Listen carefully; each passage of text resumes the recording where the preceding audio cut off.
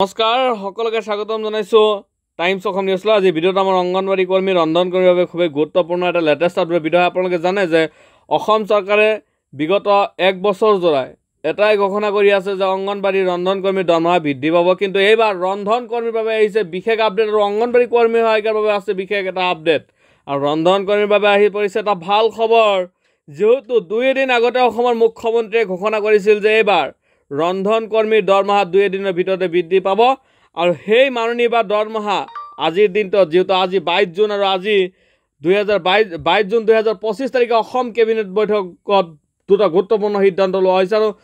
আজিৰ অসম কেবিনেটত অসমৰ মুখ্যমন্ত্ৰীৰ ঘোষণা অনুসৰি মধ্যাহ্ন ভোজন আঁচনিৰ অধীনত কৰ্মচাৰীৰ দৰমহা বৃদ্ধি পাইছে আৰু অংগনবাড়ী কৰ্মীৰ পদোন্নতিৰ ক্ষেত্ৰত বিশেষ সংৰক্ষণৰ কথা অসমৰ মুখ্যমন্ত্ৰীয়ে ঘোষণা কৰে। এই দুটা সিদ্ধান্তৰ বিষয়ে বিস্তাৰিতভাৱে যদি আপোনালোকে জানিব বিচাৰে, প্ৰথম সিদ্ধান্ত হৈছে যে মধ্যাহ্ন ভোজন আঁচনিৰ কৰ্মচাৰীৰ দৰমহা বৃদ্ধি। আৰু অসম চৰকাৰৰ নতুন ঘোষণা অনুসৰি 1 অক্টোবৰৰ পৰা মধ্যাহ্ন ভোজন আঁচনিৰ অধীনত কাম কৰা কৰ্মচাৰীয়ে মাহেকত লাভ কৰিব 2000 টকাৰ দৰমহা। অৰ্থাৎ অসমৰ মুখ্যমন্ত্ৰীৰ ঘোষণা অনুসৰি যিহেতু কেন্দ্ৰ চৰকাৰৰ পৰা 1000 টকা লাভ কৰিছিল ৰন্ধন কৰ্মী, আৰু যেহেতু ৰাজ্য চৰকাৰৰ পৰা 500 টকা লাভ কৰিছিল, আৰু 500 টকাৰ পৰিৱৰ্তে এতিয়া ৰাজ্য চৰকাৰে 1000 টকালৈ এই মাননি বা মানধন বৃদ্ধি কৰিছে। আৰু 500 টকাৰ পৰা 1000 টকালৈ বৰ্ধিত কৰা হৈছে, আৰু 2000 টকা ইতিমধ্যে ৰন্ধন কৰ্মীৰ দৰমহা ঘোষণা কৰিছে অসমৰ মুখ্যমন্ত্ৰীয়ে। আৰু এই দৰমহা 1 অক্টোবৰৰ পৰা লাভ কৰিব মধ্যাহ্ন ভোজন আঁচনিৰ অধীনত কাম কৰা কৰ্মচাৰীয়ে, যিহেতু বিগত 2-3 বছৰে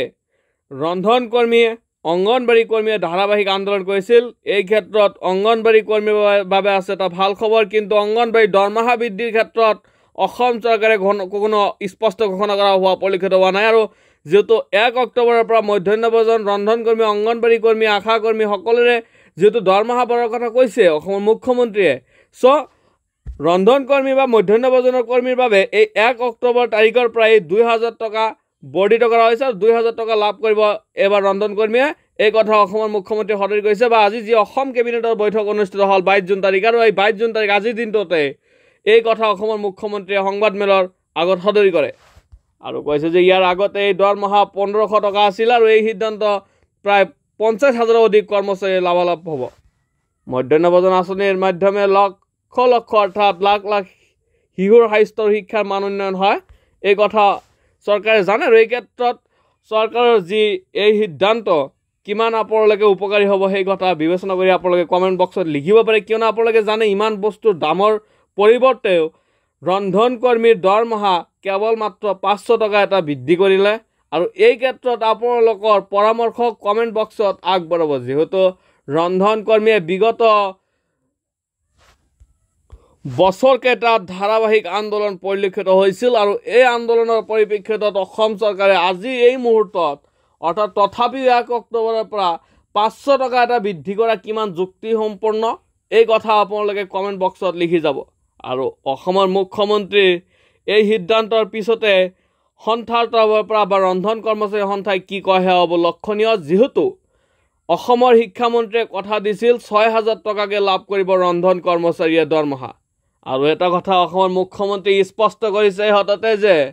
ৰন্ধন কৰ্মীৰ চাকৰি নাযায়, আৰু এই কথা অসমৰ মুখ্যমন্ত্ৰী স্পষ্টকৈ ঘোষণা কৰিছে। আৰু ৰন্ধন কৰ্মীয়ে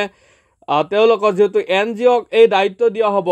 যিহেতু ৰন্ধনৰ কাম এবাৰ NGOই কৰিব, কেৱল বাৰণী হিচাপে কাম কৰিব লাগিব ৰন্ধন কৰ্মচাৰী। আৰু এই ক্ষেত্ৰত এটা বিশেষ প্ৰশ্ন উদ্ভৱ হৈছে যে অসম চৰকাৰৰ মাত্ৰ এই 500 টকীয়া এটা বৃদ্ধিয়ে কিমান উপকাৰ হ'ব ৰন্ধন কৰ্মীৰ সেয়া আপোনালোকে নিশ্চয় বুজি পাইছে। আৰু এই ক্ষেত্ৰত সন্থাই কি ব্যৱস্থা গ্ৰহণ কৰে সেয়া হ'ব আগন্তুক সময়ত লক্ষণীয়। আৰু যিহেতু অংগনবাড়ী কৰ্মী সহায়িকাৰ ক্ষেত্ৰত কোনো সিদ্ধান্ত ইতিমধ্যে গ্ৰহণ কৰা পৰিলক্ষিত হোৱা নাই, এইবাৰ অংগনবাড়ী কৰ্মী সহায়িকাৰ বাবে এটাই সিদ্ধান্তত উপনীত হৈছে অসম চৰকাৰে যে 50% ছুপাৰভাইজাৰৰ পদ সংৰক্ষণ কৰিব অংগনবাড়ী কৰ্মীৰ বাবে। অৰ্থাৎ 50% যি ছুপাৰভাইজাৰৰ পদ আছে তাৰে 50%হে অংগনবাড়ী কৰ্মীৰ বাবে এয়া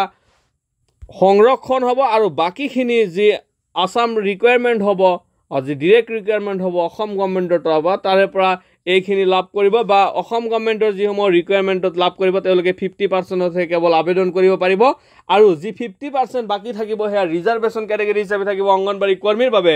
সুপাৰভাইজাৰৰ 50% পদ আগত যেহেতু 75% আছিল ৰিকুৱাৰমেণ্টৰ ক্ষেত্ৰত আৰু 25%ৰ সলনি এবাৰ 50% ৰিজাৰ্ভেশ্যন কৰিছে অংগনবাড়ী কৰ্মীৰ বাবে এই কথা অসমৰ মুখ্যমন্ত্ৰীয়ে সদৰি কৰিছে যেহেতু আপোনালোকে জানে 2025 চনৰ বাজেটতে এই দৰমহা বৃদ্ধিৰ অনুমোদন ধাৰ্য কৰা হৈছে আৰু দ্বিতীয়টো গুৰুত্বপূৰ্ণ হৈছিল কাৰ্যকৰী কথা হৈছে যে এই কৰ্মীসকলৰ যি পদোন্নতিৰ ক্ষেত্ৰত অসমৰ মুখ্যমন্ত্ৰী যিটো ঘোষণা কৰিছে সেই ক্ষেত্ৰত কৰ্মী সহায়িকা নিশ্চয়কৈ লাভালাভ হ'ব কিন্তু আচল কথাটো হ'ল অংগনবাড়ী কৰ্মী সহায়িকাৰ যি দৰমহাৰ ক্ষেত্ৰত অসম চৰকাৰে এতিয়াও কোনো স্পষ্ট ঘোষণা কৰা নাই বা অসম কেবিনেটে সদৰি কৰা নাই আৰু নিশ্চয় আপোনালোকে চাই গম পাইছে যে অসম চৰকাৰে ছুপাৰভাইজাৰৰ পজিশ্যন লয় বা পদলৈ পদোন্নতিৰ ক্ষেত্ৰত সংৰক্ষণ 25%ৰ পৰা 50%লৈ বৃদ্ধি কৰিছে আৰু যেহেতু বহু বছৰ ধৰি এই কৰ্মচাৰীসকলে বা এই কৰ্মীসকলে নিষ্ঠা সহকাৰে কাম কৰা আপোনালোকে পৰিলক্ষিত হৈছিলে আৰু তেওঁলোকৰ এই কামৰ পৰিপ্ৰেক্ষিতত অসম চৰকাৰে 25% সংৰক্ষিত পদ আছিলে আৰু এতিয়া 50% হ'ব আৰু যেহেতু 10 বছৰত পিছত যেহেতু 10 বছৰ যদি কোনো অংগনবাড়ী কৰ্মীয়ে যদি কাম কৰে তেনে ক্ষেত্ৰত যেহেতু এটা ৰিজাৰ্ভেশ্যন কেটেগৰী পায় আৰু সেই ৰিজাৰ্ভেশ্যনৰ ক্ষেত্ৰত 25% সলনি এতিয়া 50% হ'ব আৰু যিসকল কৰ্মীয়ে 10 বছৰ কাৰ্যকাল কৰিলে আৰু তেওঁলোকে এই পদ পাব বুলি অসমৰ মুখ্যমন্ত্ৰীয়ে ঘোষণা কৰিছে আৰু ইয়াত উল্লেখ কৰিছে অসমৰ মুখ্যমন্ত্ৰী যে ইয়াৰ দ্বাৰা বহুতো কৰ্মীয়ে অভিজ্ঞ কৰ্মীয়ে সহকাৰী ছুপাৰভাইজাৰ তথা উচ্চ পদত নিয়োগ লাভ কৰিব পাৰে এই কথা অসমৰ মুখ্যমন্ত্ৰীয়ে ঘোষণা কৰে কিন্তু আচল কথাটো হৈছে অংগনবাড়ী কৰ্মী সহায়িকাৰ দৰমহা যেহেতু আশা কৰ্মী ৰন্ধন কৰ্মীৰ কথা ঘোষণা কৰিলে আশা কৰ্মীক 1000 টকা এটা বৃদ্ধি কৰিলে যেহেতু 3000 টকা আছিল আৰু সেই ক্ষেত্ৰত 4000 টকালৈকে বৃদ্ধি কৰিলে কিন্তু অংগনবাড়ীৰ ক্ষেত্ৰত কোনো সিদ্ধান্ত অসম চৰকাৰে লোৱা নাই যেহেতু আপোনালোকে জানে যে অংগনবাড়ীৰ ক্ষেত্ৰত অসম চৰকাৰৰ ডিৰেক্টৰৰ তৰফৰ পৰা এটা কাৰ্যকৰী সিদ্ধান্ত লোৱা হৈছিল 10,000 টকা বা 12,000 টকা আৰু সেই সিদ্ধান্তত অসম চৰকাৰে কিজানিবা উপনীত হ'ব পৰা নাই অৰ্থাৎ যেহেতু আপোনালোকে দৰমহাৰ গাঁথনি চাই গম পাইছে যে ৰন্ধন কৰ্মী বা আশা কৰ্মীৰ যি দৰমহাৰ গাঁথনি দিয়া হ'ল মাত্ৰ 1000 টকা আৰু ৰন্ধন কৰ্মী ইমান আন্দোলনৰ পিছত মাত্ৰ 500 টকীয়া এটা বৃদ্ধি কৰিলে অসম চৰকাৰে আৰু ৰন্ধন কৰ্মী আশা কৰ্মীৰ ক্ষেত্ৰতো একেই কথা 1000 টকা এটা বৃদ্ধি কৰিলে যেহেতু 3000 টকা লাভ কৰি আছিল আৰু এইবাৰ যেহেতু আগত আশা কৰ্মীয়ে ৰাজ্য চৰকাৰৰ পৰা 1000 টকা লাভ কৰিছিল আৰু এই ক্ষেত্ৰত ৰাজ্য চৰকাৰৰ পৰা 2000 টকা পাব ৰন্ধন কৰ্মীয়ে ৰাজ্য চৰকাৰৰ পৰা 500 টকা এটা লাভ কৰিছিল এইবাৰ 1000 টকা লাভ কৰিব বুলি অসমৰ মুখ্যমন্ত্ৰীয়ে ঘোষণা কৰে অৰ্থাৎ মাত্ৰ 500 টকা এটা বৃদ্ধি কৰিছে আৰু ৰন্ধন কৰ্মীৰ এইবাৰ দৰমহা 2000 টকা হ'ব কিন্তু অংগনবাড়ী কৰ্মী সহায়িকাৰ ক্ষেত্ৰত যদি তেনেকুৱা কৰে যদি হাফ এণ্ড ডাবল কৰে তেনে ক্ষেত্ৰত পৰিলক্ষিত হ'ব অংগনবাড়ী কৰ্মীৰ দৰমহা যদি অসম চৰকাৰে যেহেতু 2000 টকা এটা দি আছে আৰু সেই ক্ষেত্ৰত যদি হাফ এণ্ড ডাবল কৰে তথাপি 4000 টকা হ'ব কি কৰিব অসমৰ মুখ্যমন্ত্ৰীয়ে নিশ্চয়কৈ ঘোষণা কৰিব যেহেতু 1 অক্টোবৰৰ পৰা সকলোৰে দৰমহা বৃদ্ধি পাব টিউটৰ শিক্ষক ৰন্ধন কৰ্মী বা অংগনবাড়ী কৰ্মী আশা কৰ্মী যেহেতু সকলোৰ কথাই উল্লেখ কৰিছে আৰু সেই ক্ষেত্ৰত অসমৰ মুখ্যমন্ত্ৰীয়ে যিটো সিদ্ধান্ত ল'ব সেয়া আগন্তুক সময়ত লক্ষণীয় হ'ব কিন্তু সন্থাৰ তৰফৰ পৰা যি আন্দোলন আছে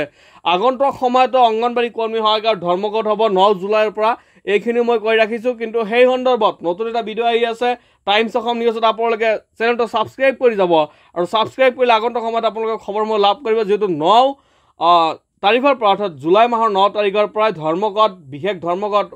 অনুষ্ঠিত কৰিছে CI2ৰ তৰফৰ পৰা অৰ্থাৎ চেণ্ট্ৰেল ইণ্ডিয়ান ট্ৰেড ইউনিয়নৰ তৰফৰ পৰা আৰু সেই ধৰ্মঘট 9 জুলাইৰ পৰা হ'ব অনুষ্ঠিত হ'বলৈ গৈ আছে সেই সন্দৰ্ভত ভিডিঅ' আহিব আপোনালোকে কেৱল চেনেলটো ছাবস্ক্ৰাইব কৰিব আৰু ভিডিঅ'টো যদি আপোনালোকৰ পচন্দ হৈছে লাইক এটা কৰিব আৰু যিমান পাৰে সিমান বেছি শ্বেয়াৰ কৰি দিব আজিলৈ ইমানেই থেংক ইউ জয় অসম